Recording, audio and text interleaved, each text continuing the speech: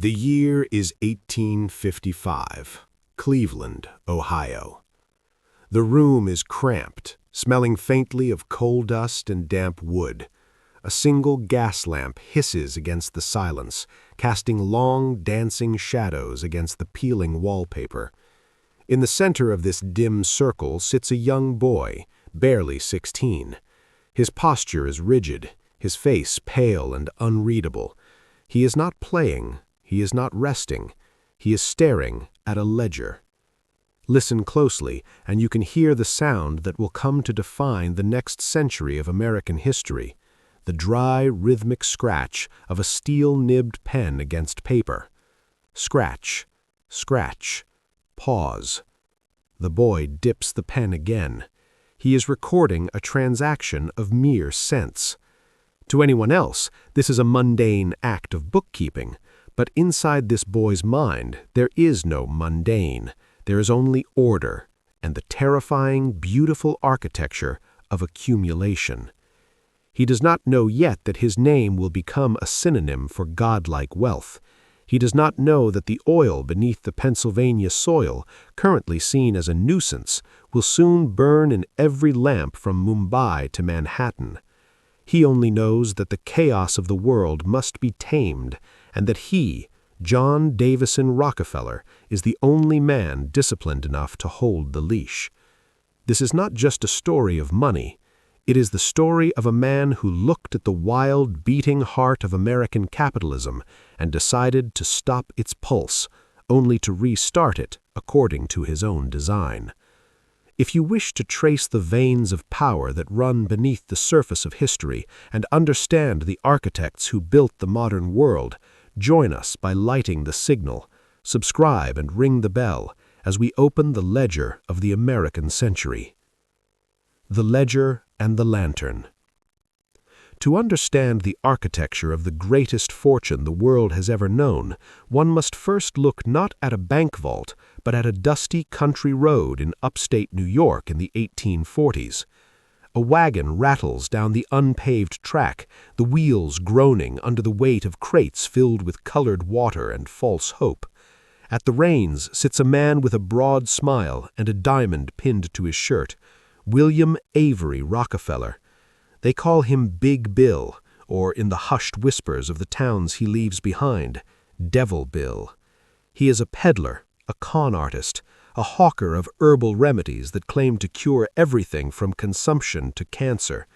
He is a man made of wind and smoke, disappearing for months at a time, leaving his family in destitution, only to return with a roll of cash and a new suit, playing the benevolent patriarch until the wanderlust strikes again. Sitting in the back of that wagon, watching the landscape roll by with wide, unblinking eyes, is his eldest son. John Davison Rockefeller does not smile like his father. He does not charm. He watches. Even as a boy, he is possessed of a terrifying stillness. He sees the chaos his father leaves in his wake, the creditors knocking at the door, the humiliating reliance on the charity of neighbors, the silent tears of his devout mother, Eliza. While Bill Rockefeller preaches the gospel of chance and charm, John is quietly learning a different religion. He learns that the world is a disorderly, dangerous place, and the only wall high enough to keep out the chaos is built of money. But not the flashy, fleeting money of his father. John wants money that stays, money that is solid, money that is silent. There is a lesson Bill teaches his sons, a cruel pedagogy delivered with a laugh that doesn't quite reach his eyes.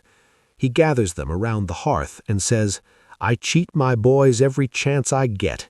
I want to make 'em sharp." It is a brutal education. He trades with them, bargains for chores, and swindles them out of their copper pennies, only to praise them when they catch him in the act. Most children would break under this psychological siege. John calcifies. He learns to trust no one, to reveal nothing, and to keep a record of everything. He buys a small blue ledger, Ledger A, and begins to record every single cent that passes through his hands. Candy, paper, a gift for his mother, it is all written down. This is not miserliness, it is control.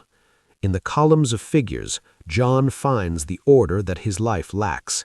The numbers never lie. The numbers never leave. By 1853, the family moves to Cleveland, Ohio. It is a city on the cusp of a violent transformation, a place where the agrarian past is being fed into the furnaces of the industrial future. Smoke hangs low over the Cuyahoga River, and the air tastes of iron and coal. For a teenager with ambition, it is the center of the world. But John is not interested in the rough-and-tumble life of the rivermen or the factory hands. He sets his sights on the counting houses. In the sweltering late summer of 1855, a 16-year-old John puts on a dark suit and a high collar. He looks older than his years, his face grave and pale. He walks the streets of Cleveland with a singular mission: to find employment.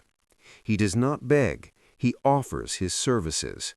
He walks into shipping firms, banks, and merchant offices, asking to see the head man. "I understand bookkeeping," he says, his voice steady, "and I wish to get work." Day after day, he is turned away. The city is in a recession. Nobody is hiring.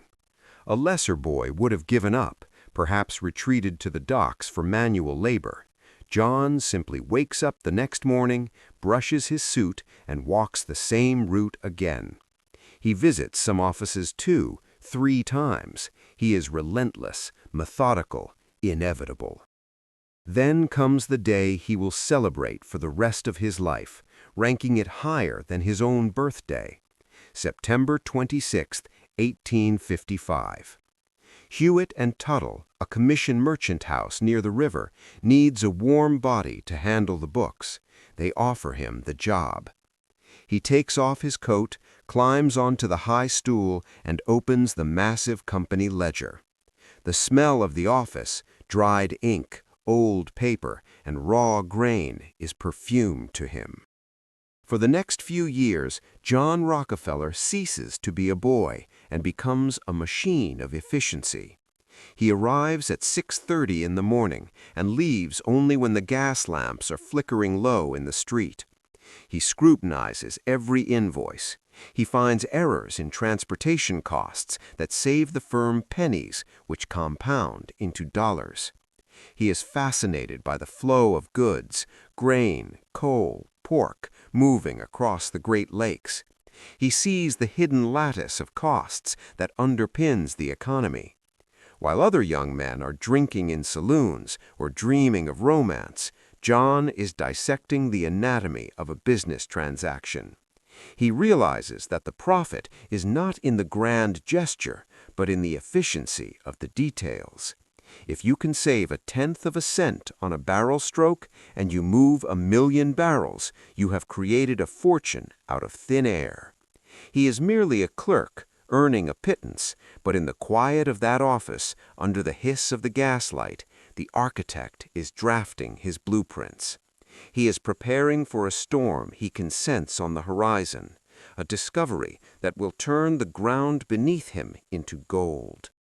The signal comes in 1859, not as a trumpet blast, but as a gurgle from beneath the soil of Titusville, Pennsylvania. Colonel Edwin Drake, a man as destitute and desperate as Bill Rockefeller ever was, drives a pipe 70 feet into the earth and strikes a vein of black liquid history: oil. For centuries it was a nuisance, a sticky substance that ruined salt wells and stained the boots of farmers.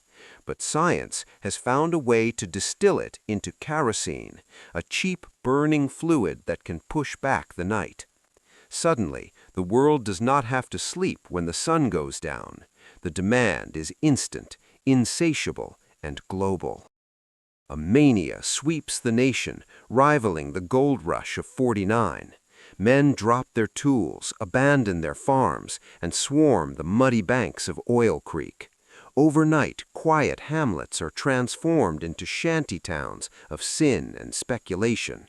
It is a place of mud and madness, where fortunes are made before breakfast and lost by dinner. The air is thick with the stench of crude, a heavy, sulfurous smell that clings to the skin and tastes like rotten eggs. Wooden derricks rise like a forest of dead trees, so close together they block out the sky. It is chaos incarnate. Naturally, the young businessmen of Cleveland are intrigued. They send a scout to Pennsylvania to see if they should invest in this drilling frenzy. They send the most sober, observant young man they know, John D. Rockefeller. He arrives in the oil fields wearing his neat suit, stepping carefully over the drunken bodies and the pools of sludge. He watches the wildcatters, men screaming at the earth, praying for a gusher. He sees the waste, barrels leaking into the river, oil burning in open pits because there is nowhere to store it. He sees the price of a barrel swing from $10 to 10 cents in a week because of overproduction. To Rockefeller, this is not a business, it is gambling. It is his father's world, all luck, no logic. He returns to Cleveland with a report that shocks his backers. Do not drill. The production of oil is a fool's game, too volatile, too messy. But John sees something the others miss. He sees the choke point. The oil must be purified before it can be used. It must be refined. And whoever controls the refining process controls the industry without ever having to gamble on a dry well. He realizes that the man who owns the refinery is the only one guaranteed a profit. In 1863, while the rest of the nation is tearing itself apart in the Civil War, John makes his move. He avoids the draft by paying a substitute to fight in his place, a common practice for the wealthy, but for John it is a business decision. His destiny is not on the battlefield, but in the ledger. He teams up with Maurice Clark, his former employer, and a brilliant self-taught chemist named Samuel Andrews. Andrews knows how to clean the oil. Rockefeller knows how to squeeze the penny. They build a refinery in the flats of Cleveland, a grimy industrial strip along the river. While other refiners are sloppy, spilling oil and venting gases, Rockefeller is obsessed with efficiency. He is haunted by waste. When he walks the factory floor, he doesn't see trash. He sees lost money. The sludge that others dump in the river, he sells it to make paraffin wax and lubricants. The sulfuric acid used in the process, he finds a way to recover and reuse it. He even counts the drops of solder used to seal the oil cans. He asks a foreman, how many drops to seal a can? The foreman says 40. Rockefeller suggests 38. It leaks. He suggests 39. It holds. That single drop of solder, multiplied by millions of cans, saves a fortune. But there is friction in the machine. His partner, Maurice Clark, is a cautious man.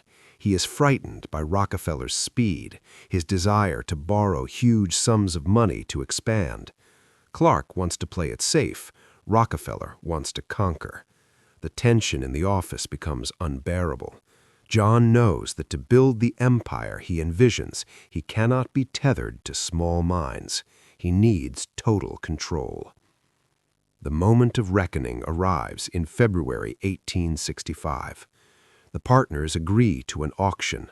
The highest bidder will take the refinery. The loser will walk away. It is a high-stakes poker game played in a small office. The bidding starts low, but Rockefeller is relentless. $5,000, $10,000, $40,000. The price climbs to a staggering $72,500, a fortune for the time. Clark, sweating and pale, finally folds. "I'll go no higher, John," he says. "The business is yours." Rockefeller, barely 25 years old, writes the check with a steady hand. He is leveraged to the hilt, owing more money than he has ever seen, but he does not blink. He turns to Clark and offers a hand. "I shall give you a check for it," he says, his voice devoid of triumph, filled only with purpose. As Clark walks out the door, leaving John alone with the refinery, the young titan feels a surge of terrifying clarity. The era of partnership is over. The era of the Standard is about to begin. Freed from the constraints of timid partners, Rockefeller seeks a new lieutenant, someone who understands that business is not just about arithmetic, but about art. He finds him in Henry Flagler. Flagler is a dashing, brilliant man with a failed salt business in his past and a hunger for redemption in his eyes. If Rockefeller is the cold, grinding machinery of the operation, Flagler is the steam that drives it.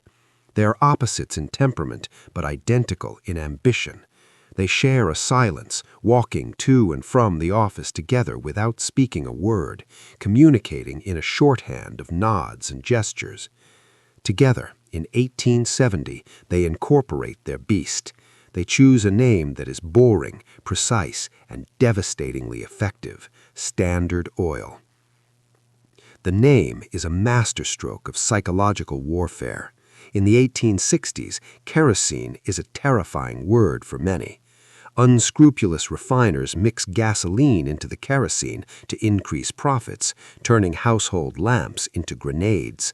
Houses burn down, women and children are scarred or killed by exploding glass. By calling his company Standard, Rockefeller is selling the one thing the market lacks: safety. He is promising a uniform product, a standard of quality that will not burn your house down. It is the first great brand of the industrial age.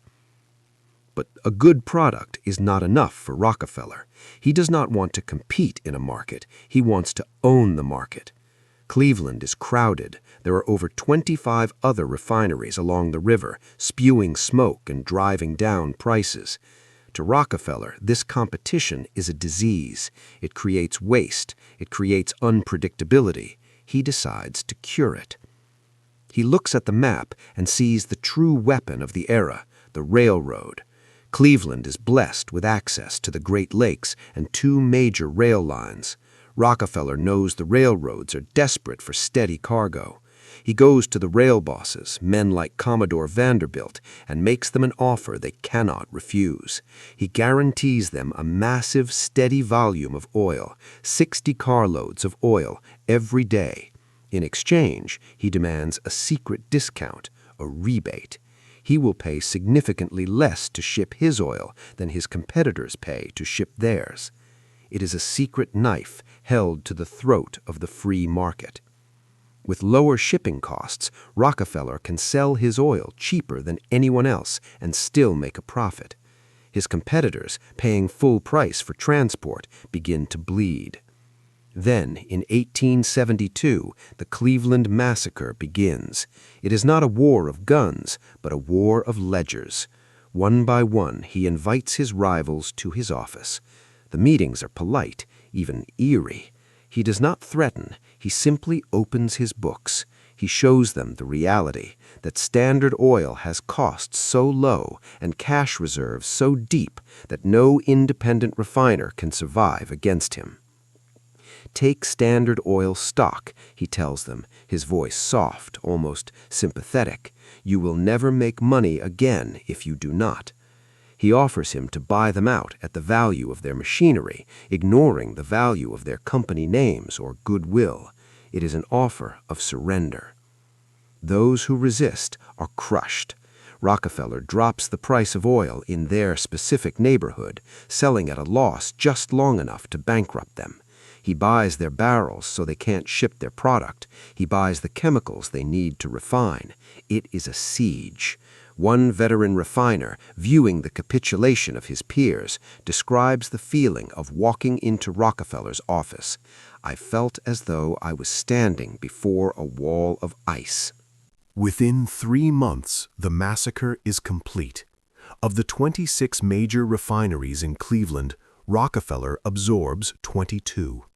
The smokestacks that once signaled competition now all belch smoke for the same master. The cacophony of the Cleveland riverfront is replaced by the hum of a single synchronized machine.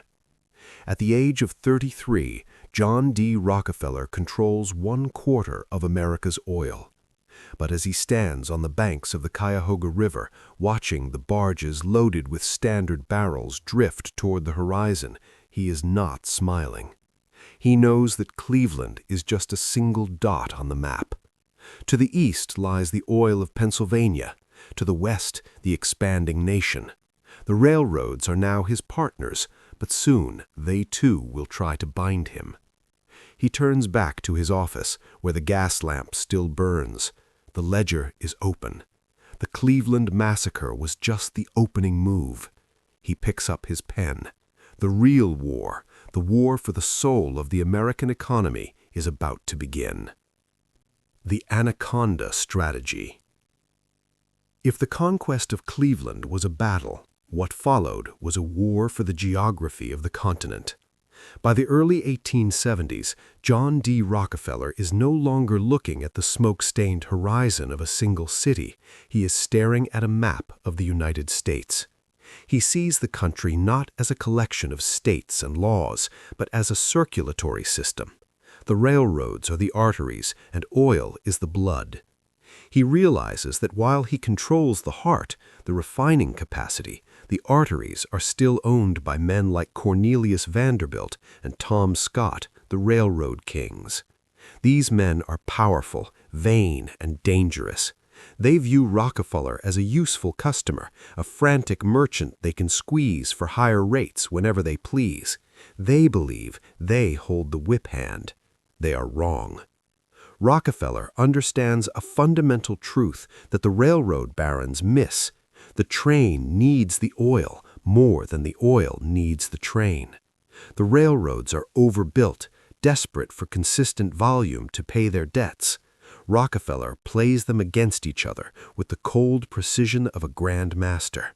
He approaches the Pennsylvania Railroad, then the Erie, then the New York Central, whispering the same seductive promise to each: give me a secret rebate, a lower price than my competitors, and I will give you all my traffic. Refuse, and I will give it to your enemy. It is a weaponization of volume. He turns the chaotic marketplace into a prison for his rivals, where the walls are made of shipping tariffs. But in 1872, the arrogance of the railroads and the ambition of Rockefeller birth a monster that nearly destroys them all. It is called the South Improvement Company. The plan is a secret alliance, a cartel so audacious it borders on conspiracy. The scheme is simple. The railroads will double the shipping rates for everyone except Rockefeller and his allies. Even worse, for every barrel of competitor oil the railroads ship, they will pay a drawback, a cash kickback, directly to Rockefeller. It is a machine designed to drain the lifeblood of independent oil men and funnel it straight into Standard Oil's coffers. It is the economic equivalent of a death squad. The secret leaks. When the news hits the oil fields of Titusville and Oil Creek, the reaction is nuclear. The independent drillers, rough men with calloused hands and short tempers, explode in fury.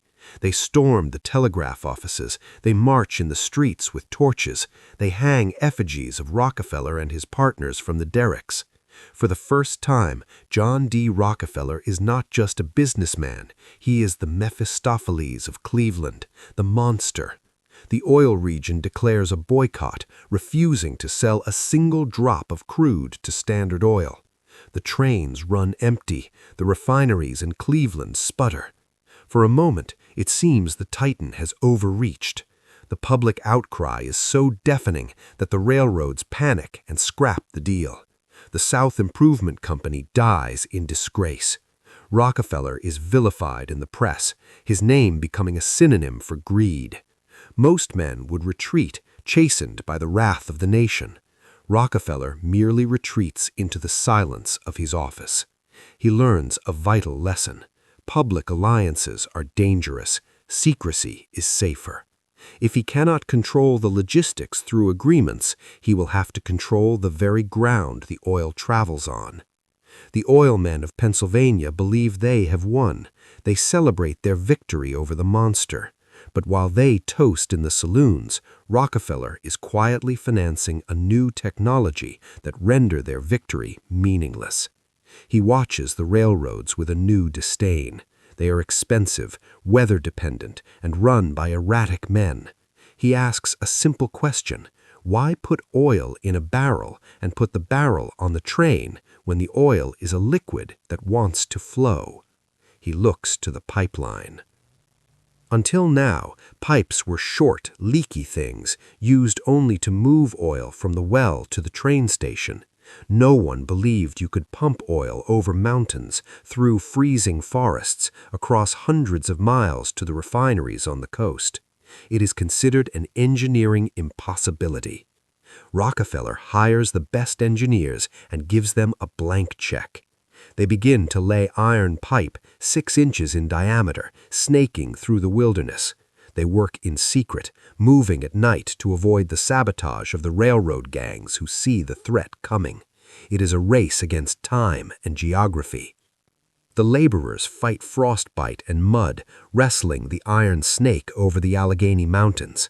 The pressure needed to push the crude oil uphill is immense. A single burst pipe could ruin the project, but Rockefeller drives them on. He is building his own river, a subterranean highway that he alone owns.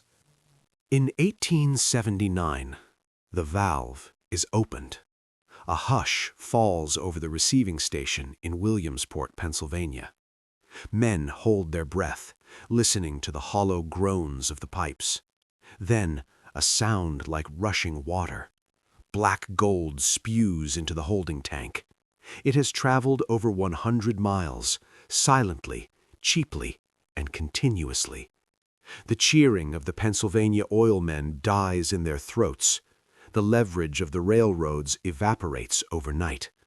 Rockefeller has cut the Gordian knot. He can now move oil at a fraction of the cost of his rivals. The Anaconda has tightened its grip, and this time there is no one left to stop the constriction. With the pipelines pulsing beneath the earth like hidden veins, the physical conquest of the oil industry is largely complete. But Rockefeller faces a new enemy, one more abstract and stubborn than any mountain range: the law. In the late 19th century, the United States is a patchwork of jealously guarded state jurisdictions. A corporation born in Ohio is legally confined to Ohio. It cannot own property or stock in Pennsylvania or New York. This legal fragmentation is a barrier to Rockefeller's vision of a unified, centrally controlled empire. He owns dozens of companies across the nation now: refineries in Brooklyn, barrel plants in Baltimore, storage yards in Philadelphia. But legally, they must pretend to be separate entities. It is a clumsy, inefficient charade that keeps Rockefeller awake at night. He does not want a confederation of allies. He wants a single body, moving with a single mind. Enter Samuel Dodd, a lawyer with a soft voice and a mind like a steel trap. He sits with Rockefeller in the growing headquarters of the empire, now shifting toward New York City, and proposes a solution so novel it will change the face of global capitalism. He dusts off an old legal concept used for managing the estates of children and the insane: the trust. The idea is breathtaking in its simplicity and cynicism. The stockholders of all the various companies Rockefeller has acquired will simply hand over their shares to a board of 9 trustees sitting in New York.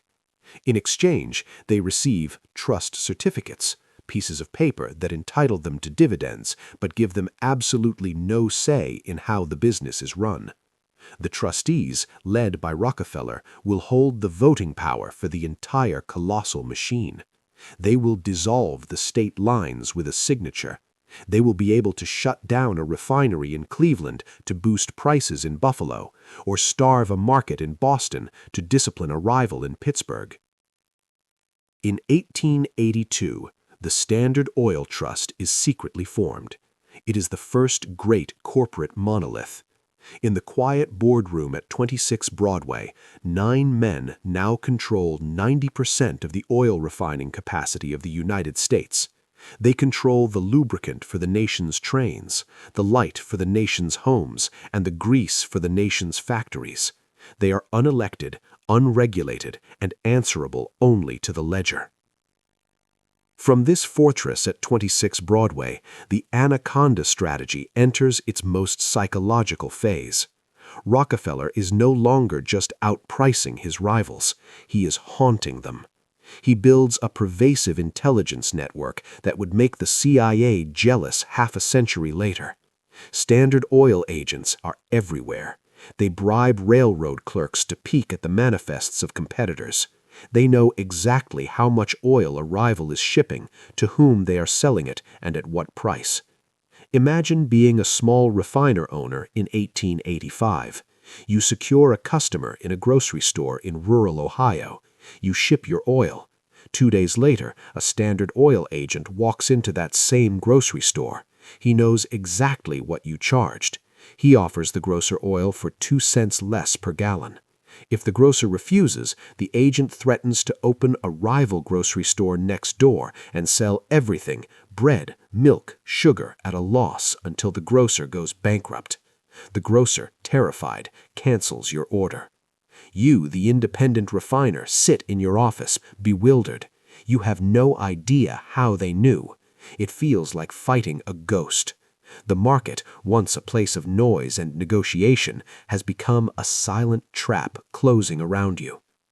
Rockefeller perfects the use of blind tigers, companies that look like independent competitors but are secretly owned by Standard Oil. These companies exist solely to torment the real independents. They slash prices, disrupt supply chains, and sow confusion. A customer thinks they are supporting the little guy by buying from a local firm, not realizing their money is flowing into the same massive reservoir at 26 Broadway. This is the era where the silence of John D. Rockefeller becomes a weapon in itself.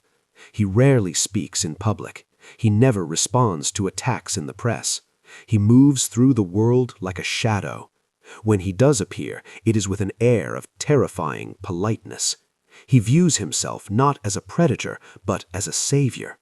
In his mind, he is the good shepherd, gathering the chaotic stray sheep of the industry into a single, well-protected fold.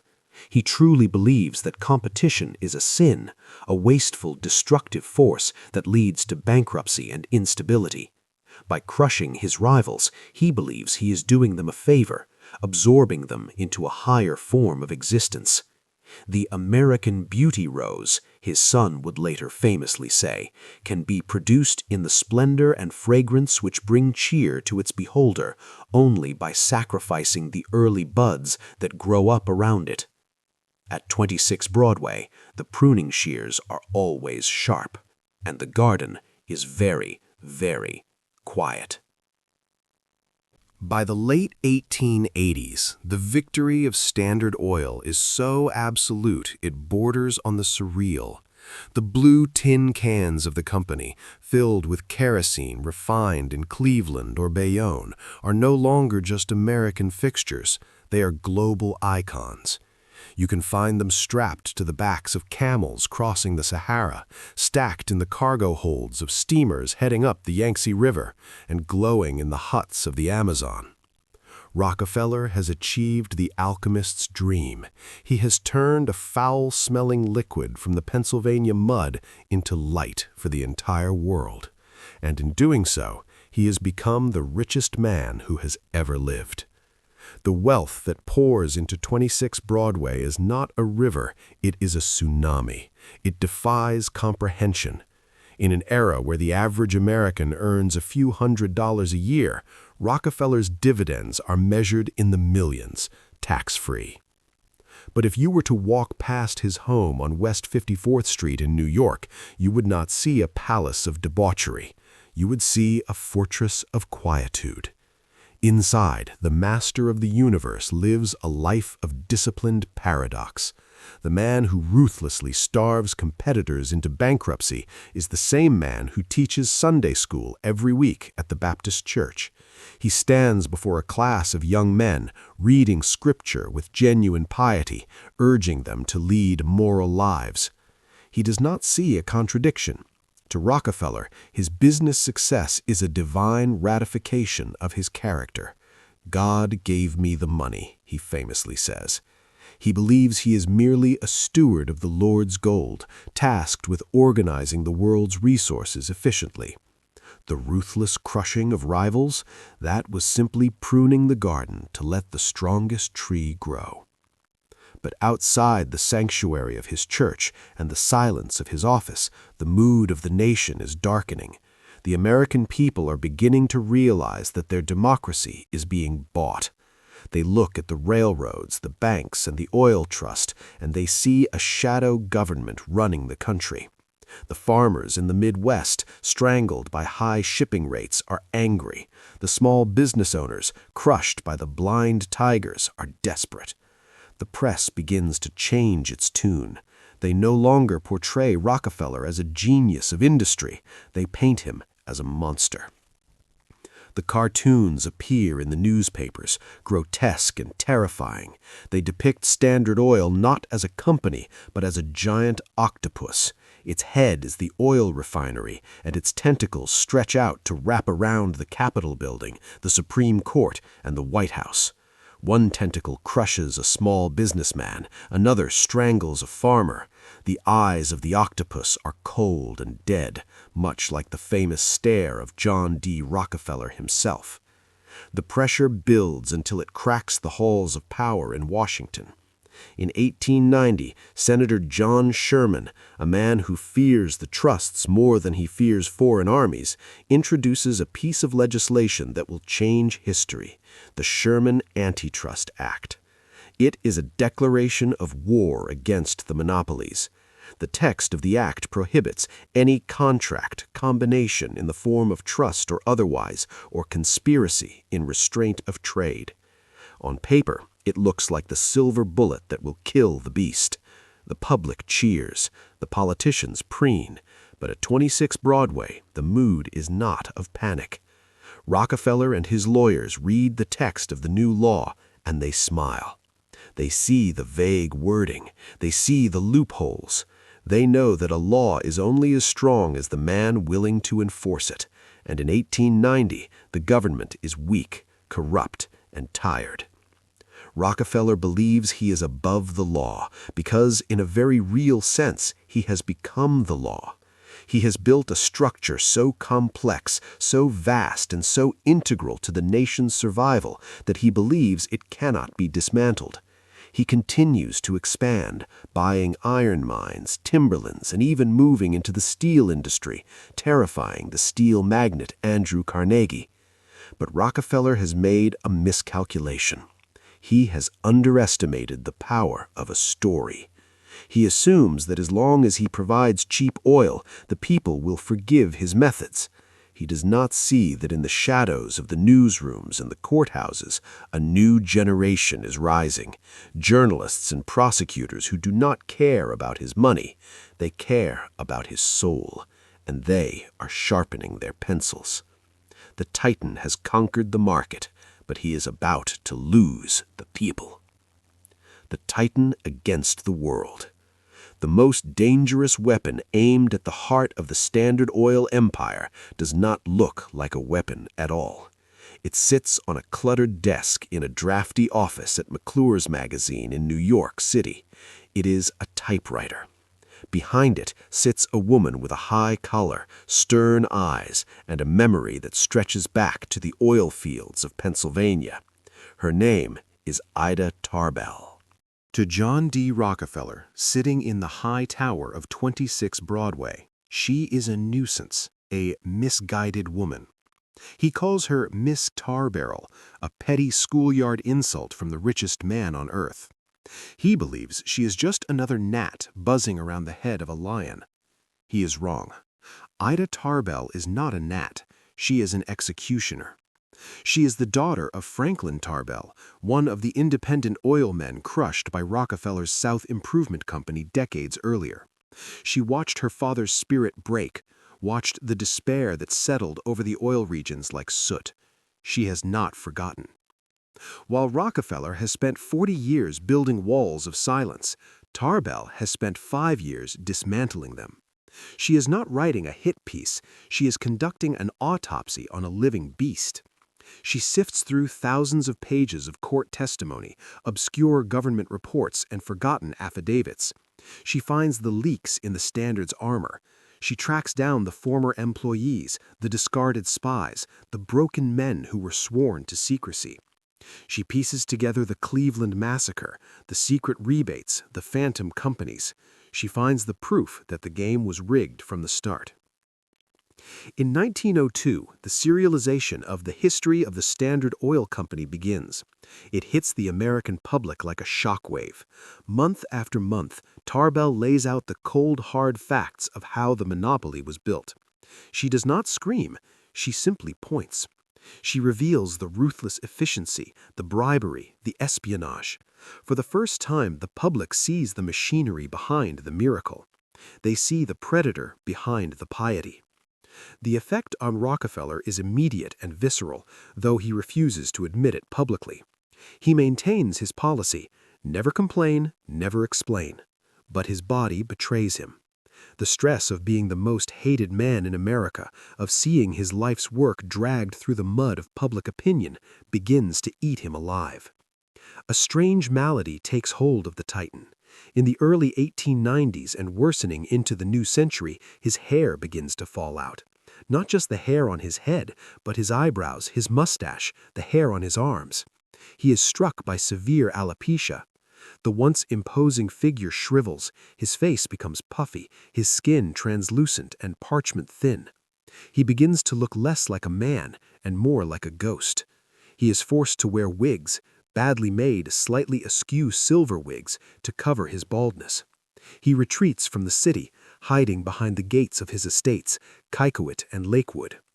He paces the manicured gardens, a lonely, hairless figure in a baggy suit, surrounded by guards, while the country outside clamors for his head. He cannot understand the hatred. In his mind, he has brought order to chaos. He has lowered the price of oil for everyone. He pays the highest wages. Why do they hate him? He writes private letters to his children, trying to explain, trying to justify the morality of his actions. But the ink of Ida Tarbell is indelible.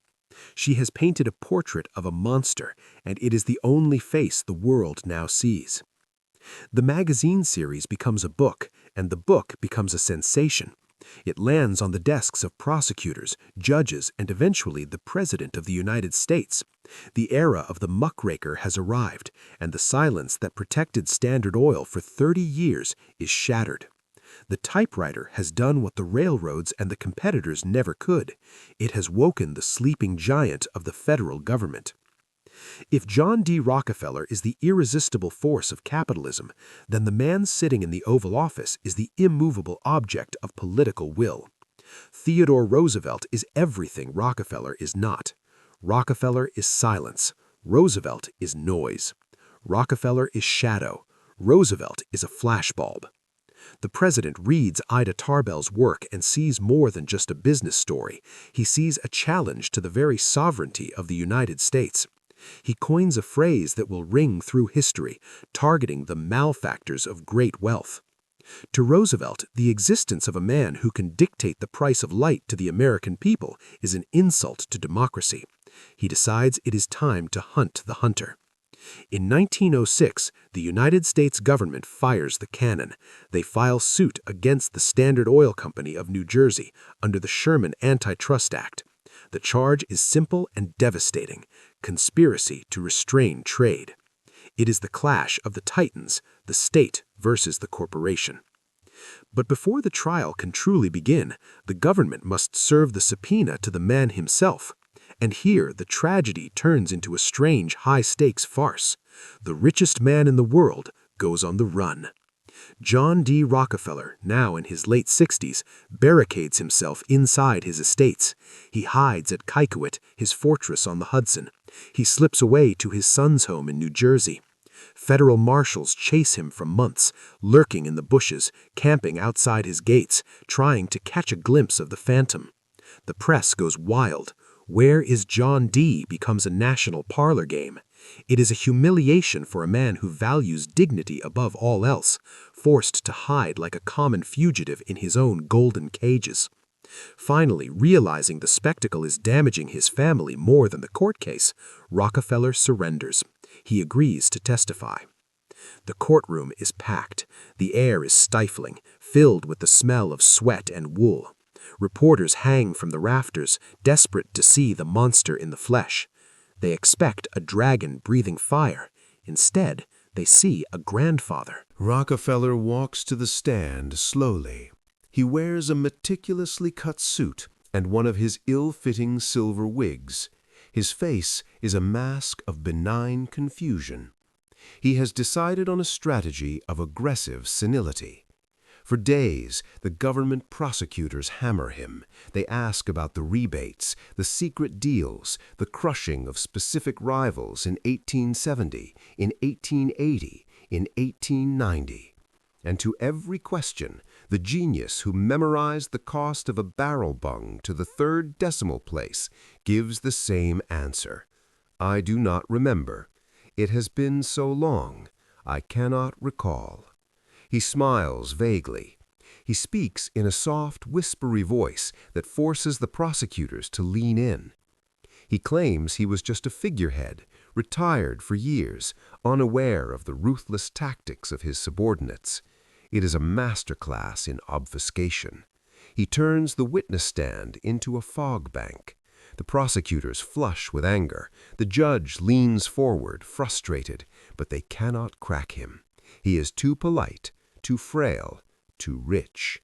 He leaves the stand having admitted nothing, shaking hands with the court reporter on his way out. But while Rockefeller plays the confused old man, the government brings a mountain of evidence that speaks for him. They truck in thousands of documents, literally railroad cars full of ledgers and letters. They reconstruct the Cleveland massacre on paper. They prove the secret kickbacks.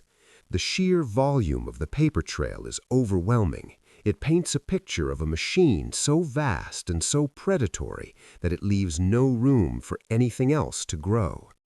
The legal battle drags on for years, a grinding war of attrition that mirrors the Civil War. It moves from lower courts to appellate courts, consuming millions of dollars in legal fees. In 1907, a federal judge named Kennesaw Mountain Landis, a man with a mane of white hair and a flair for the dramatic, delivers a preliminary blow. He finds Standard Oil guilty of violating federal laws regarding railroad rebates and slaps them with the largest fine in history, $29 million. The courtroom gasps. It is a number so large it is abstract. It is meant to be a death sentence. When the news reaches Rockefeller, he is on the golf course, poised to hit a drive. He reads the telegram, hands it to a companion, and says calmly, "Judge Landis will be dead a long time before this fine is paid." He then hits the ball down the fairway. He is right. The fine is later overturned on appeal, but the symbolic damage is done. The government has drawn blood. The case marches inexorably upward toward the only court that matters, the Supreme Court of the United States. The final judgment is coming, and no amount of fog or silence can stop it. On May 15, 1911, the hammer finally falls. The setting is the Supreme Court of the United States. Chief Justice Edward White, a former Confederate soldier with a booming voice, reads the opinion that will define the American economy for the next century. The court has found Standard Oil guilty. The verdict is scathing. They describe the company not as a business, but as a conspiracy, a relentless machine that has violated the very essence of liberty by restraining trade. The order is given: break it up. The monolith must be shattered. The court orders Standard Oil to divest itself of its subsidiaries within 6 months. The great Blue Eagle of 26 Broadway is to be quartered. It is the end of an era. The public rejoices. Politicians claim victory. The octopus has been slain. But in the financial districts of Wall Street, a different realization is dawning. As the bankers and brokers begin to assess the value of the pieces, they discover something shocking. Rockefeller had been telling the truth all along. He was efficient. He had hidden assets, cash reserves, and undervalued properties buried deep within the complex structure of the trust. When the company is forced to split into 34 separate entities, the market suddenly sees the true value of the components. The names of the new baby companies are familiar to anyone who has ever driven a car in America. Standard Oil of New Jersey becomes Exxon. Standard Oil of New York becomes Mobil. Standard of California becomes Chevron. Standard of Ohio becomes Sohio. Standard of Indiana becomes Amoco. When trading opens on these new stocks, the prices do not collapse, they skyrocket. It is a financial explosion. The sum of the parts turns out to be worth double the whole. John D. Rockefeller, the man the government intended to punish, watches from the sidelines as the irony of the century unfolds. Because he owns 25% of the stock in all the new companies, his personal net worth does not diminish, it doubles. In the months following the breakup, his fortune swells to nearly $900 million, a sum that, when adjusted for the size of the economy, makes him arguably the richest human being in history, far surpassing the modern fortunes of Bezos or Musk. There is a story, perhaps apocryphal but spiritually true, that upon hearing the news of the breakup, Rockefeller turned to his golf partner and said simply, "Buy Standard Oil." While the government was popping champagne corks, Rockefeller was counting a fortune that had just crossed the threshold into the mythical. But as the year 1911 fades, the Titan finds himself in a cold and lonely place. He has won the game of capitalism so completely that he has broken the board. He has all the money in the world, but he is a pariah. He is 72 years old. His stomach is ruined by stress. He subsists on a diet of soured milk and crackers. He has no hair. He has few friends. He is the most successful man on earth, and yet when he walks down the street, mothers pull their children closer. He realizes that the ledger is unbalanced. He has accumulated all the capital, but he has exhausted his moral credit. The accumulation phase of his life is over. The architecture of his empire is complete, and it is made of gold and iron. But now, looking at the setting sun of his life, he faces a new problem, one that compound interest cannot solve. He has to figure out how to give it back. And he has to figure out if a man who spent 50 years taking can ever truly be forgiven. The Altar of Philanthropy. It is April 20, 1914. The place is not a boardroom or a bank, but a desolate stretch of prairie at the foot of the Rocky Mountains in Colorado. The wind whips through a tent colony known as Ludlow. Here, 1,200 striking coal miners and their families are camped in the mud, shivering against the spring chill. They are employees of the Colorado Fuel and Iron Company, CF&I, a business far from Wall Street, but owned by the family that rules it, the Rockefellers. For months, the miners had been living in these canvas tents, striking for safer conditions, fair pay, and the right to shop somewhere else than the company store. The tension has been winding tight like a watch spring. The company has hired private detectives and armed guards to intimidate the strikers. They have built an armored car mounted with a machine gun, which the miners grimly call the Death Special. On this morning, the spring snaps. A single shot rings out. No one knows from which side, and hell opens its mouth. The National Guard, funded by the company and acting as its enforcers, opens fire on the tent colony. Machine gun bullets shred the canvas. Families dive for cover in the dirt cellars they have dug beneath their floorboards. For hours, lead rains down on women and children. As night falls, the guards sweep down from the hills with torches. They set the tents ablaze. The fire roars through the dry canvas, consuming the meager possessions of the miners. But the true horror is discovered only when the smoke clears the next morning. In a pit beneath one of the burnt tents, searchers find the bodies of 2 women and 11 children. They had huddled together for safety, only to be suffocated by the smoke and roasted by the heat above. The Ludlow massacre is not just a tragedy, it is a public relations nuclear explosion. The news wires hum with the details of the slaughter of the innocents. The nation, already suspicious of the industrial barons, turns murderous. The name Rockefeller is no longer just associated with greed, it is associated with blood. In New York, protesters march outside the Standard Oil building wearing black armbands. At the family estate in Tarrytown, agitators storm the gates, threatening to burn the mansion down. The press labels John D. Rockefeller Jr., who sits on the board of CF&I, as the architect of the massacre. Jr., a pious and generally gentle man who has spent his life trying to live up to his father's impossible standards, is shell-shocked. He had testified before Congress just weeks earlier, stating he would rather lose millions of dollars than compromise on the principle of labor freedom, a high-minded phrase that now looks like a death warrant for children.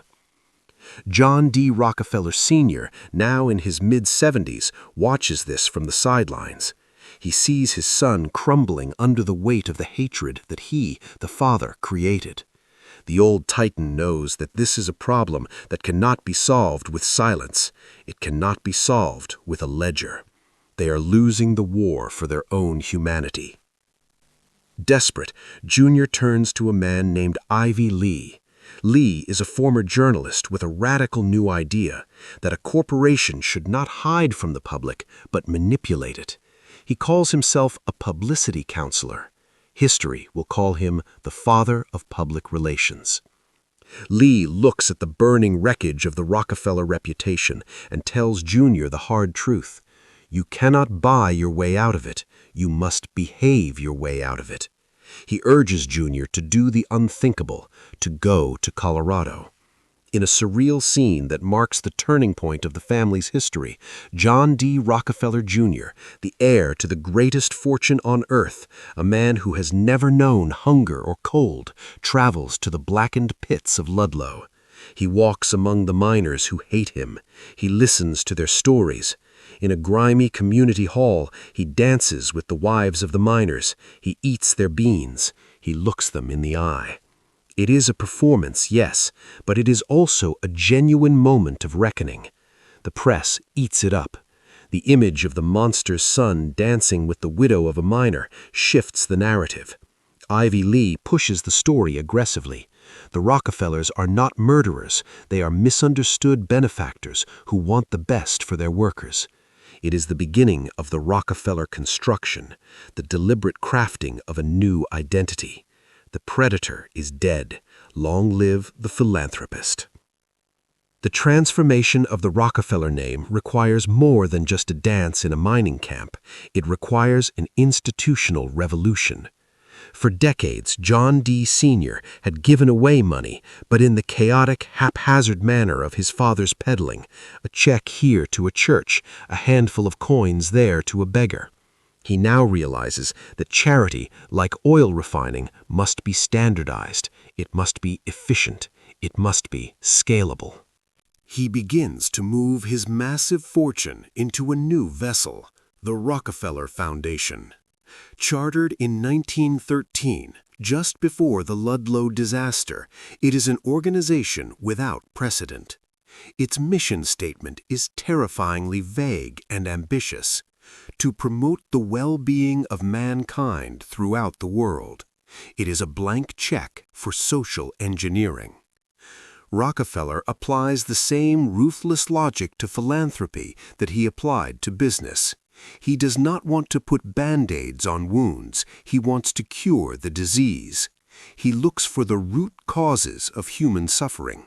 He turns his gaze to the American South, a region paralyzed by poverty and lethargy. Doctors tell him the cause is not laziness, but a microscopic parasite, hookworm. The worm infects the bare feet of the rural poor, drains their energy, and leaves them anemic and dull. The foundation attacks the hookworm like a rival refinery. They map the infection zones. They dispatch legions of doctors. They set up dispensaries. They force-feed education and sanitation to a suspicious populace. It is a military campaign against biology, and it works. Within a few years, the germ of laziness is largely eradicated from the South. The productivity of the region soars. Rockefeller has essentially purchased the health of a demographic. But the ambition grows. The foundation looks at the chaos of medical education in America, a landscape of quacks, snake oil salesmen, and unscientific schools. They hire Abraham Flexner to survey the field. His report is a scorching indictment that shuts down half the medical schools in the country. In their place, Rockefeller money builds the modern medical establishment. They fund the University of Chicago. They create the Peking Union Medical College in China, planting the flag of Western science in the East. They fund the research that leads to the yellow fever vaccine. This is scientific philanthropy. It is cold, it is calculated, and it is undeniably effective. But it is also a form of power. By deciding which diseases to cure, which universities to fund, and which scientists to support, the Rockefellers are quietly shaping the future of the human species. They are becoming the architects of modern civilization's infrastructure, not just its oil, but its knowledge. Yet, amidst this global benevolence, the personal image of John D. Sr. remains a strange artifact. Ivy Lee coaches the old man on how to appear human. He advises him to carry a pocketful of shiny new dimes. Everywhere Rockefeller goes, on the ferry, on the golf course, walking down the street, he hands these dimes to children, to porters, even to fellow millionaires. "A dime for you, young man," he creaks, pressing the silver into a palm. "Save it, and it will grow." It is a bizarre ritual. The richest man in history, whose dividends earn him thousands of dollars a minute, handing out 10-cent pieces. The public is fascinated. The cartoonists stop drawing him as an octopus and start drawing him as a quirky, benevolent grandfather. The dimes become talismans. The hatred begins to soften into a sort of bemused celebrity. The mask of the dime works. It reduces the terrifying abstraction of his wealth to a small, tangible gesture. But behind the mask, the old man is fading. He spends his winters in Florida, wrapped in blankets, obsessed with living to the age of 100. He watches the stock ticker, he plays his golf, and he waits. He has transferred the burden of the empire to his son. Junior is now the one who must carry the weight. And Junior, desperate to escape the gloom of his father's reputation, begins to dream of a city within a city. A monument in the heart of Manhattan that will cement the family name, not in oil, but in stone. As the 1920s roar toward their disastrous conclusion, John D. Rockefeller Jr. finds himself standing on a precipice. He has spent his life in the shadow of the Titan, a man of immense duty but little joy. He seeks a project that is his own, something that speaks to the future rather than the past. He sets his eyes on a rundown neighborhood in Midtown Manhattan, a district of speakeasies and brownstones, famously known as the Speakeasy Belt. He envisions a cultural utopia, a new home for the Metropolitan Opera, surrounded by plazas and gardens. It is to be a civic gift. But in October 1929, the sky falls. The stock market crashes, wiping out fortunes overnight. The Metropolitan Opera backs out of the deal. The potential tenants vanish. Junior is left holding the lease on a massive tract of land in the middle of the worst economic depression in American history. He is personally liable for millions of dollars in rent every year. Most advisors tell him to cut his losses, to walk away. Instead, Junior does something his father might have done, though for different reasons. He doubles down. If the opera won't come, he will build a city for commerce. He will build it alone, paying for the construction out of his own pocket. It is the largest private construction project in modern history. Throughout the bleak, gray years of the early 1930s, when the rest of New York is silent and stagnant, the corner of Fifth Avenue and 49th Street is alive with the roar of rivet guns. Junior employs 40,000 men at a time when unemployment is at 25%. He is single-handedly keeping the construction industry of New York alive. The buildings rise, sleek Art Deco monoliths of Indiana limestone. They are sharp, vertical, and unapologetically modern. At the center of the complex, he places a statue. It is not a statue of a businessman or a saint. It is Prometheus, the Greek titan who stole fire from the gods and gave it to man. It is a subtle, golden nod to the source of the family fortune. The oil was the fire. The Rockefellers were the titans who brought it to the world. But now, that fire is heating office buildings and lighting television studios. When Rockefeller Center opens, it changes the psychological landscape of the city. It is the first development to combine retail, office, and entertainment. It gives New York its modern town square. The ice skating rink, the giant Christmas tree, these become the new symbols of the Rockefeller name. The grime of the Cleveland refineries is forgotten, replaced by the glitter of Midtown Manhattan. Junior has successfully poured concrete over the past.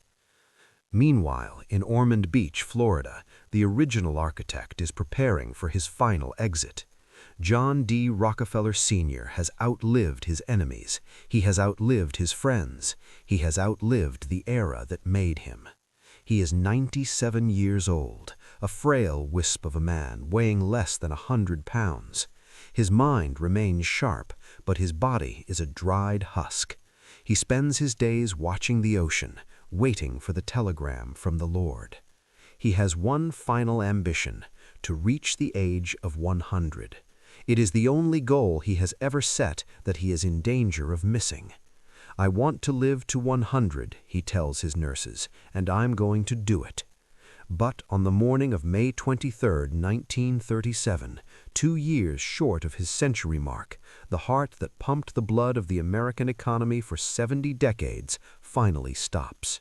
He dies in his sleep, quietly, without pain. There is no thunderclap, no final words of wisdom, just silence. The news flashes around the world. The richest man in history is dead. Tributes pour in, but they are complicated. The world respects his money, but it still fears his shadow. At his funeral in Cleveland, the city shuts down. Thousands line the streets, not in grief, but in awe. They are watching the passing of a geological force. He is buried in Lakeview Cemetery, beneath a towering obelisk that is simple, unadorned, and taller than any other monument in the yard. As the earth covers his casket, the transition is complete. The man is gone.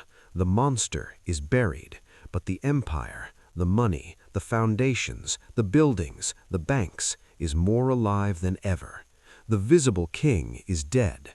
The invisible reign of the dynasty is just beginning. The Invisible Crown, 1937 to present. When the earth settles over the grave of the founder, a new silence descends, not of fear, but of anticipation. The world waits to see if the fortune will dissipate, scattered by squabbling heirs like so many empires before it. But the Rockefellers are not like the Vanderbilts or the Astors. They do not drift into the haze of cafe society and yacht clubs. They have been bred for a different purpose. He has raised his 5 sons, the brothers, with the same rigid discipline he endured, tempered by a sense of global obligation. There is John D. III, the shy philanthropist, Lawrence, the venture capitalist and conservationist, Winthrop, the rebellious cattleman who becomes governor of Arkansas, David, the intellectual banker, and the dominant force of the generation, Nelson. Together, they form a phalanx of influence that dominates the American century. They operate not as a family, but as a sovereign state. They have their own family office, room 5600 at Rockefeller Center, which functions more like an intelligence agency than a wealth management firm. Nelson Rockefeller is the natural heir to the founder's raw ambition, though he channels it not into oil, but into power. He is a man of bounding energy and gravelly voice, possessed of a smile that can light up a room and a temper that can freeze it. He decides early on that making money is passé. The true currency of the modern age is political authority. He wants the White House. He settles for the governor's mansion in New York, which he treats as a stepping stone. For 4 terms, Nelson rules New York like a benevolent king. He builds aggressively, suffering from what critics call an edifice complex. He constructs the massive State University of New York system. He builds the colossal Empire State Plaza in Albany, a brutalist temple of government that looks like the capital of a sci-fi empire. He spends money with a reckless, joyful abandon, famously saying, "Think big, plan big, act big." But Nelson's reach goes beyond buildings. He represents the Rockefeller Republican, a brand of moderate internationalist conservatism that believes in the duty of the elite to manage the world. He serves as vice president under Gerald Ford, a heartbeat away from the ultimate prize. Yet the presidency eludes him. To the heartland of America, the name Rockefeller still carries a whiff of suspicion, a sense of secret rooms and global conspiracies. They respect him, but they do not love him. While Nelson storms the gates of Washington, the other brothers are quietly weaving the family influence into the very DNA of American society. Lawrence funds the early aviation industry and practically invents the concept of venture capital. He donates vast tracts of land to create national parks, ensuring the Rockefeller name is stamped on the mountains of the Grand Tetons and the beaches of the Virgin Islands. John D. III quietly steers the great foundations, shaping population policy and the arts. They are everywhere, yet they are nowhere. They do not run the oil companies anymore. Exxon and Mobil are run by professional managers, but the dividends still flow into the family trusts like an endless subterranean river. The brothers realize that they don't need to own the machine to steer it. They just need to know the men who do. If Nelson is the roar of the family engine, David Rockefeller is the steering wheel. He is the youngest grandson, a man of quiet manners and terrifying connections. He does not run for office. He chooses a citadel made of glass and numbers, the Chase Manhattan Bank. Under David's leadership, Chase becomes known as David's Bank and eventually the Rockefeller Bank. It is more than a financial institution. It is the unofficial State Department of the American Empire. David travels the world like a monarch. While U.S. presidents come and go every 4 or 8 years, constrained by voters and Congress, David Rockefeller remains. He meets with every major world leader of the 20th century, Saddam Hussein, Fidel Castro, Nikita Khrushchev, the Shah of Iran, Zhou Enlai. He carries a famous Rolodex, a spinning wheel of cards containing the direct private numbers of 100,000 of the most powerful people on earth. When David lands in a foreign capital, he is often greeted with more pomp than the Secretary of State. He negotiates the opening of trade with the Soviet Union and China long before the diplomats arrive. He argues that capital has no nationality. To his admirers, he is a commercial statesman, binding the world together through trade. To his detractors, he is the puppet master of the New World Order, the unelected chairman of the establishment who decides the fate of nations over luncheons in private clubs. In the 1960s and 70s, the brothers join forces for one final colossal act of physical creation. David, looking out from his office in Lower Manhattan, sees a decaying financial district. He wants to revitalize it. He dreams of a project that will anchor the bottom of the island forever. He turns to his brother, Nelson, the governor of New York. Together, they push through the construction of the World Trade Center. The Twin Towers are, in a very real sense, the Rockefeller Towers. Critics at the time even nicknamed them David and Nelson. They are the ultimate expression of the family's philosophy, sheer vertical scale, imposed upon the landscape by the force of will and money. The towers stand as twin exclamation points at the end of the American century, a testament to a time when a single family could reshape the skyline of the world's most powerful city just because they thought it was a good idea. But as the 1970s turn into the 80s, the world begins to change. The era of the Titan is fading. The public grows suspicious of concentrated power. The Trilateral Commission, founded by David to foster cooperation between North America, Europe, and Japan, becomes the center of feverish conspiracy theories. People whisper that the Rockefellers are secretly running the world government. The irony, of course, is that the family's actual power is beginning to dilute. The brothers' generation begins to pass away. Winthrop, John III, Nelson, they die, one by one. Nelson's death in 1979 is particularly salacious, dying of a heart attack in the company of a young aide, a crack in the pristine veneer of the family image. Only David remains, the last giant, living on into his 90s, a living relic of a time when bankers were kings. As the 20th century draws to a close, the family faces a new reality. The fortune, while still massive, is being divided among hundreds of cousins, the fourth, fifth, and sixth generations. They are not oil barons. They are environmentalists, artists, teachers, and socialites. They begin to feel uncomfortable with the source of their wealth. In a final, delicious irony, members of the Rockefeller family begin to publicly pressure ExxonMobil, the direct descendant of Standard Oil, to stop funding climate change denial. The heirs of the carbon empire become the champions of the green revolution. In March 2017, the final link to the age of giants is severed. David Rockefeller dies at the age of 101. With his passing, the era of the singular family patriarch ends. His estate is auctioned off at Christie's, Manet's, Matisse's, porcelain services used to dine with dictators and presidents. The gavel bangs, dispersing the physical artifacts of the dynasty into the hands of new, anonymous billionaires. The cousins, now numbering in the hundreds, gather at the family reunions, but they are no longer a monolith. They are a diaspora of wealth, a confederation of well-meaning heirs, rather than a unified imperial force. Yet, if you walk through New York City today, or indeed through the corridors of modern history, you realize that the ghost of the founder is impossible to escape. The empire has not disappeared, it has sublimated. It has turned from solid gold into the very atmosphere of American power. Stand on the banks of the East River.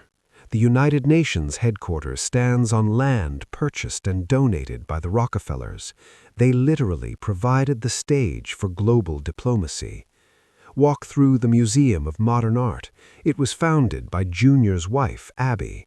Go to the University of Chicago, or Spelman College, or the national parks in Wyoming. The fingerprints are everywhere, pressed so deeply into the clay of the nation that we no longer notice them.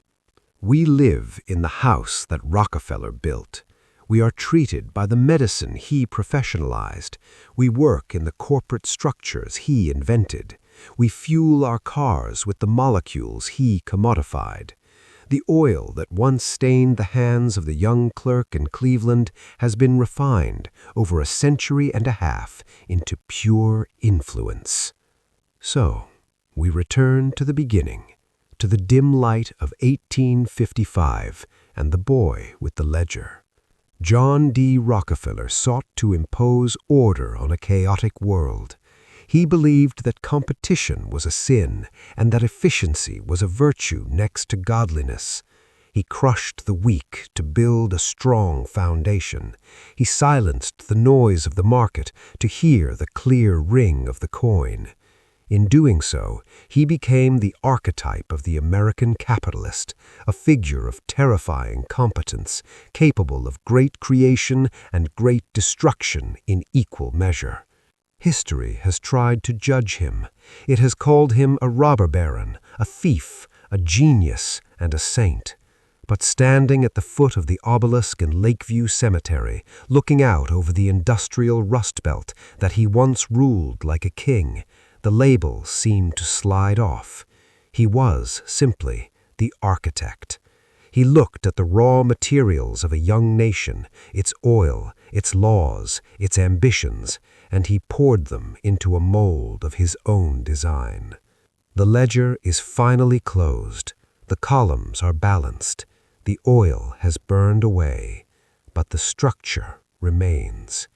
The signal fire that was lit in the Pennsylvania mud has become the electric light of the modern world. And somewhere in the hum of the city, in the quiet flow of capital that circles the globe without end, the Titan is still at work. The empire does not sleep, it just became invisible. Finale.